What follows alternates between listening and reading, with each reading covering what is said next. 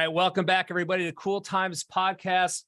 I am your host, Vince Free, joined by the other host, Jenna Free, hello, business and life partner. And we got an awesome podcast lined up for you guys today. And we appreciate you guys all listening. Wherever you may be listening, you could be driving in your car on your way to work.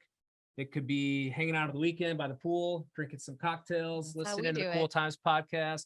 You could be probably behind your desk at work with headphones on, not working, listening to our show. However you're listening, we thank you so much for tuning in. You guys can hear our show on Apple Podcast and watch the YouTube videos.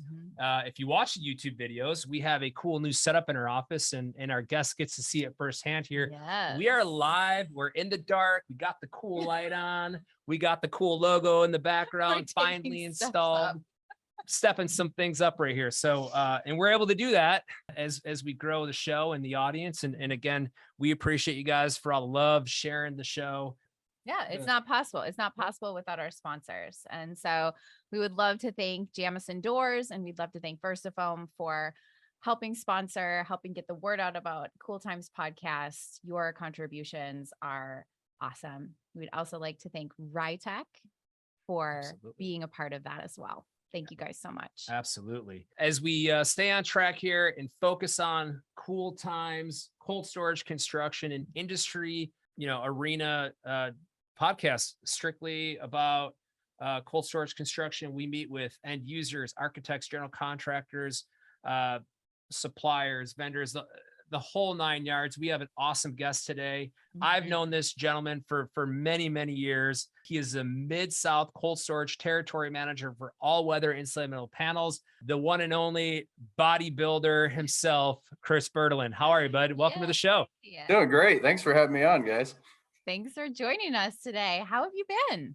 Doing well. It's busy times this time of the year. Everyone's trying to fill up their end of year backlogs, and keep the construction moving into Q1. Oh yeah. We believe it. Well, we always like to start out our show by learning a little bit about our guests' backgrounds. So tell us a little bit about how you got acclimated into the cold storage industry.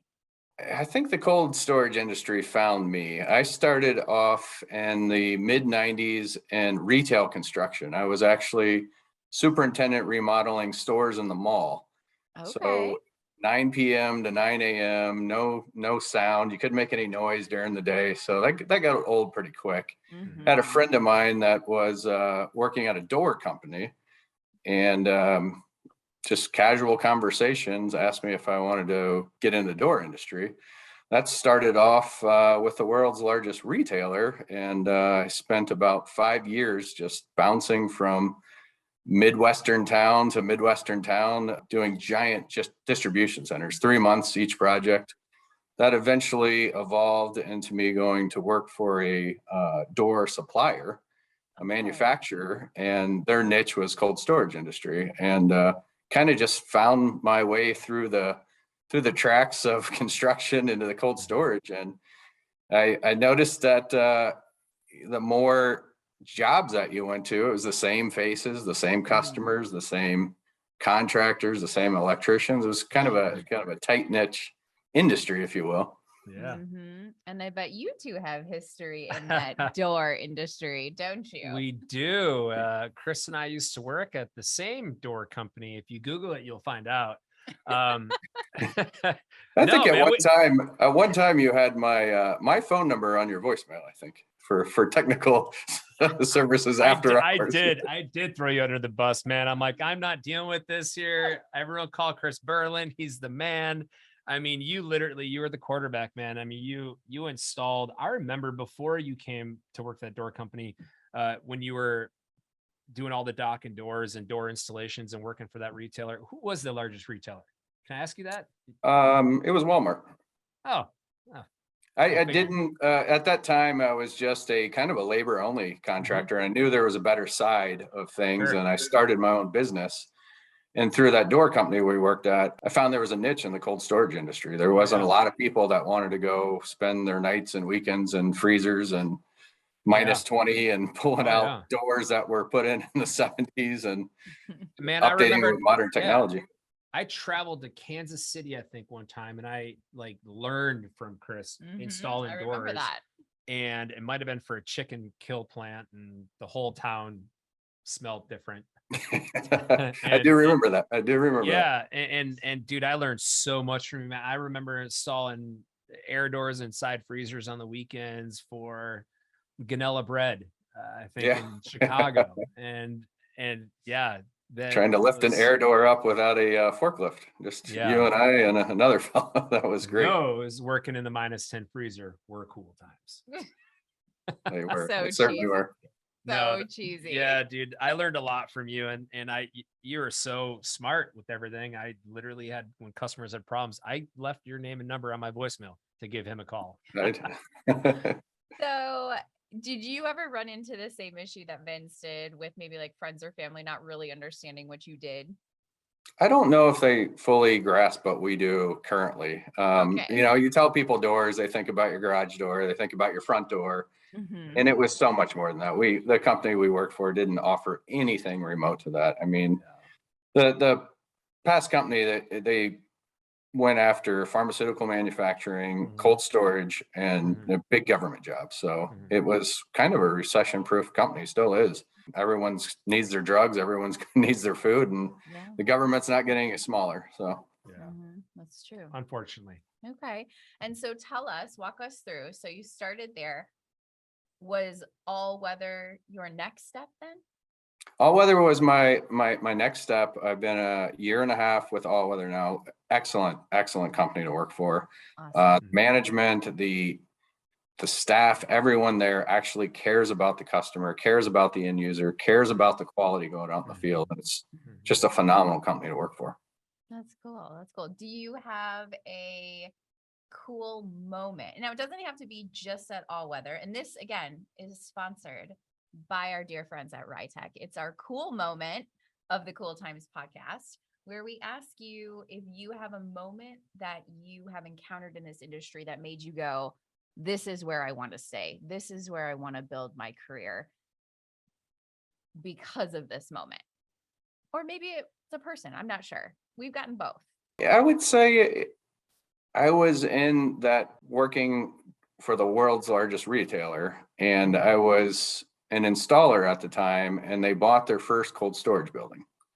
And that was before they got into grocery. And I was kind of worked through that transition with them of, it was already a cold storage building, but it was a pretty old, dilapidated building, and they wanted to bring it up to modern technology. So I was involved in putting the doors, the loading dock equipment in.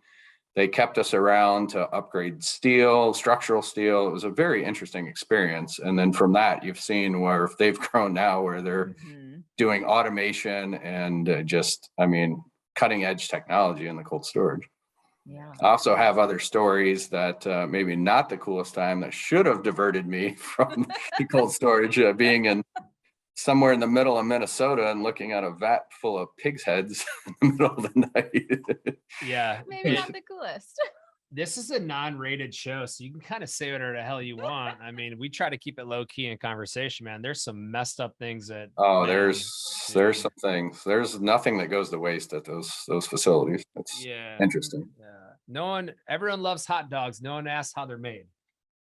I haven't ate a hot dog. I have not eaten a hot dog in 15 plus years since I saw them made. And that might be why. Yeah, that might be why. So, yeah, man, it's a crazy transition with where you were and where you are now. And you worked with panels your whole career at, your service installation company, working for the door company, installing these systems, had vestibules. And I mean, you were working with panels before you knew you were going to work with panels. Yeah. Right? Yeah. That's. Did that transition for you? How did that work? Did that make sense? Were you able to grasp the concept of panels and spans and technical data and R value and all that stuff pretty easy? All that what came very, very naturally, the R values, the spans. Some of the things I didn't know, which I learned very quickly, was solar loads, which people don't think about. You don't want to use darker panels in a cold storage facility, no matter where you are in the country. It's just the solar load will actually try to peel the panel off the wall. So that was one thing interesting that I didn't know that I learned really quickly. Sure. Do you get a lot of requests for that? Even some of the grays, we have to kind of steer the customer. We have to, even Okay. the lighter grays and some of the warmer climates, you have to try to drive the customer away from that. Tell them why it's not a good idea. And Mhm. sometimes there's a limited warranty with a color like that. So Okay. Sure. people want to see a cool logo or a big giant blue stripe Yeah. across the building, but they don't realize there's a consequence for that. Yeah. Oh my So God. all weather insulated metal panels, for people just tuning in, listening to the show for the first time, maybe they've never heard of you. Maybe they've only heard of the other panel manufacturers out there, your competition. So if someone's just tuning in right now, listening, and they're like, oh, there's a gentleman from All Weather Insulated Metal Panels on the show. Tell us about who is All Weather Panels. All Weather Insulated Panels started in Vacaville, California. We have a plant in Vacaville currently, our first plant, roughly 12 years ago. We built a larger plant in Little Rock, Arkansas, and we are just went online with a brand new plant in Stroudsburg, East Stroudsburg, Pennsylvania. Wow. Very, very excited about this plant. This is the most technologically advanced plant in the country, maybe the world currently. Wow. Wow. That's impressive. It's exciting.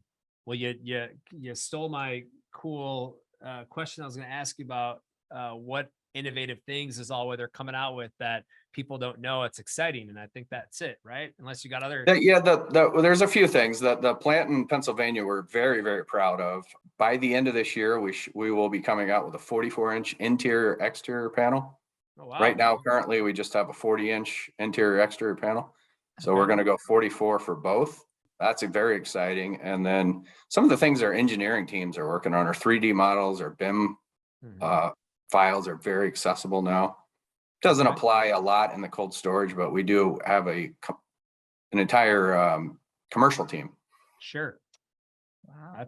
I mean, yeah, you guys are doing panels for, commercial, industrial, right? Is that CNI? Is that a division? Yep, it's a division, mainly storefronts, retails, roofs, and we do a lot of roof panels at our plants. So Okay. And you guys, the architectural panels, those are like the flat ones, that you'd see maybe on like a bank or. yeah, bank, hotel, any Sure. storefront. I think Firestone's a big customer, the Okay. little retail centers.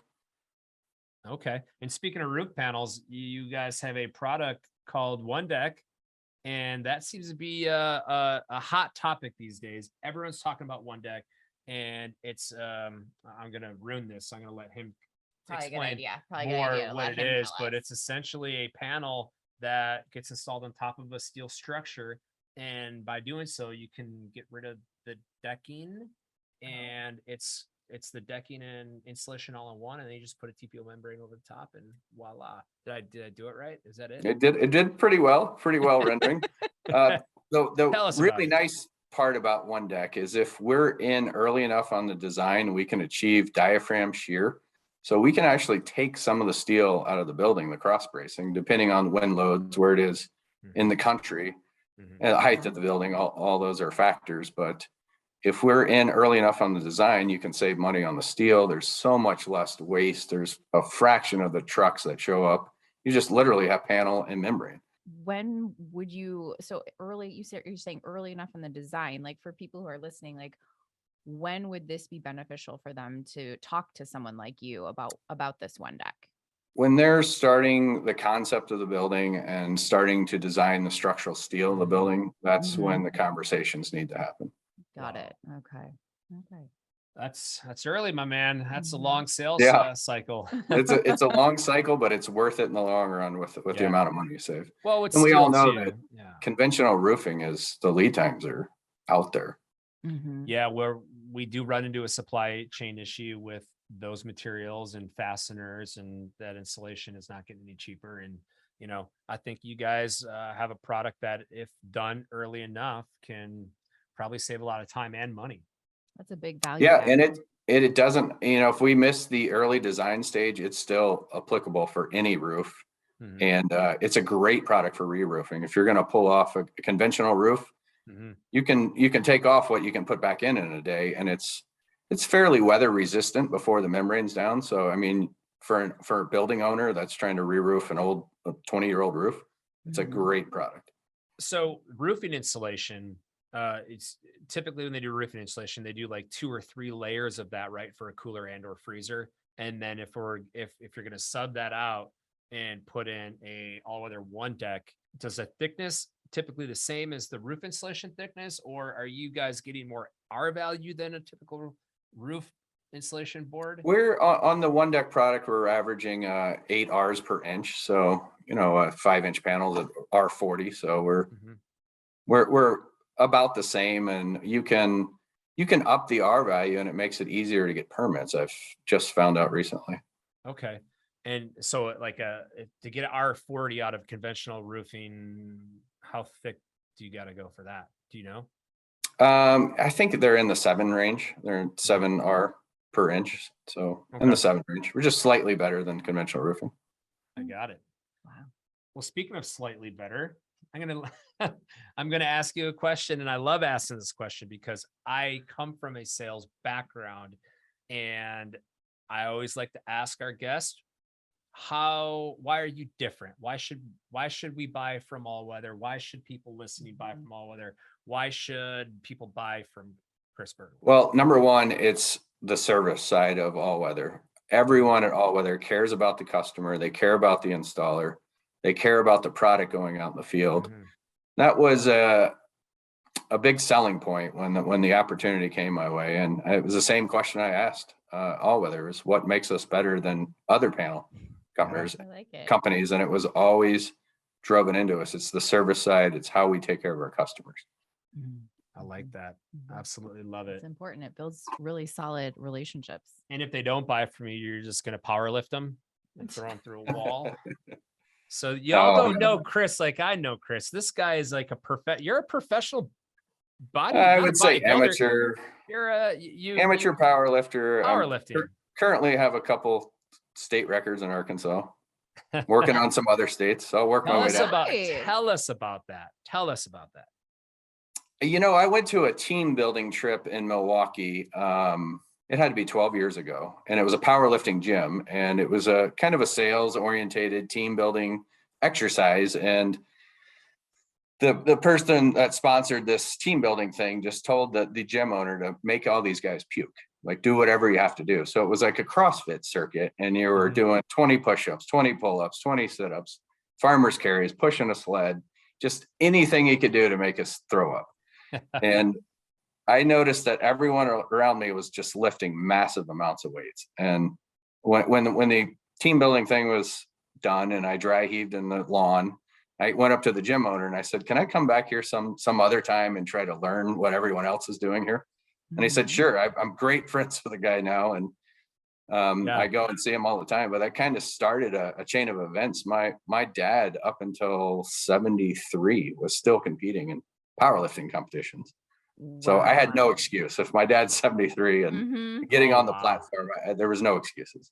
Yeah. And now you took it to the stage and you've won competitions. And I worked at it for probably 6 years before I did my first competition, and then I kind of fell in love with it. It's a different level. There's just a different gear that you hit when you're on the stage. Everyone's watching you, and the adrenaline.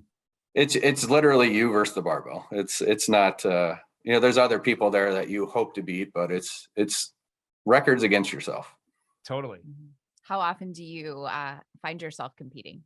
There's one I do in Arkansas once a year, and it's in the first week of November. I love this meet. It's a master's meet, so you have to be over 40 to get in, and the amount of competition there is just ecstatic. I train 5 days a week, and then you do like a 16, 18 week cycle, just put the work in, just build the bricks one at a time. And then after 18 weeks, I'll test and see where I'm at, and then start another program. Is that the one do you like the state fair competition? You ever just go to the state fair and see the weight bodybuilding competition? Is that like, I've seen it at the Wisconsin State Fair. They 100% do that. I don't know if every state does that, but I've been to the one. I haven't competed in it in Wisconsin. I think Vince has only seen the cream puff station. All right. Y'all have never had a cream puff from the Wisconsin State Fair. You're missing out. Okay. People ask me what I miss about Wisconsin. There's a couple things: cream puffs and my family, in that order. I'm just kidding. No spotted cow. Just kidding. An occasional spotted cow. We have a ton of spotted cow. Jenna's parents go back and forth to Wisconsin, visit family and friends out there. Now that they drive to Texas, they like making the drive. So every time they drive back, they bring a couple cases of spotted cow. So we're fully stocked on the cow. And that's good beer. If you guys haven't had that, spotted cow is a very good beer. That's a cheap plug for those people, but you know. Yeah, anyways. I don't think they need our cheap plugs. I think they're doing just fine. Exactly. Anyone build for them out there? Hit us up. I'd like to get to know your all names and numbers if you're building for them in Wisconsin. That's terrible. Okay. So, Chris, if people want to know more about All Weather, if they want to maybe learn about this one deck or learn more about you or your territory, where you cover, or, you know, anything that the company is doing, where can they find more information out about All Weather? AWIpanels.com. We have a phenomenal website. Right on the home screen, it asks you if you're interested in BIM drawings, Revit drawing, renderings. So we can incorporate our panel lengths and thicknesses right into an engineer or architect's drawing. We're on LinkedIn, Okay. Facebook, and company email is cbertalan@awipanels.com. Well, I cover the Mid-South region, Texas, Arkansas, Oklahoma, Louisiana, and Mississippi. And you guys have territory managers throughout the United States, and you guys have, your website's awesome. It's easy to get a hold of whoever, you know, is in your territory to reach out to them. You're everywhere. Okay. You're traveling, you go to trade shows. What's your favorite trade show in the industry? Oh, right SIBA by far. SIBA. There's, is there any other trade shows than SIBA? Does that matter? Man, I don't know. I mean, I've been to a number of them, but like you said in the beginning, I'll circle back to that. You know, you start doing work in this industry for clients. You start seeing a lot of the same faces, a lot of the same vendors, suppliers, contractors, and you know, you become pretty close with them, and you start seeing them at these shows. And what's really exciting about SIBA right now is the direction we're taking it.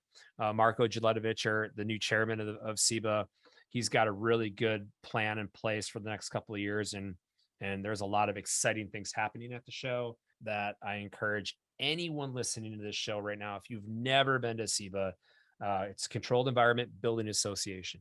Anyone that builds cold storage controlled environment goes to this show, and it's very educational. You learn a lot about new products, design ideas, and just the networking. It's a good culture, and you can meet Chris there. Chris will be there. He will be in Amelia Island.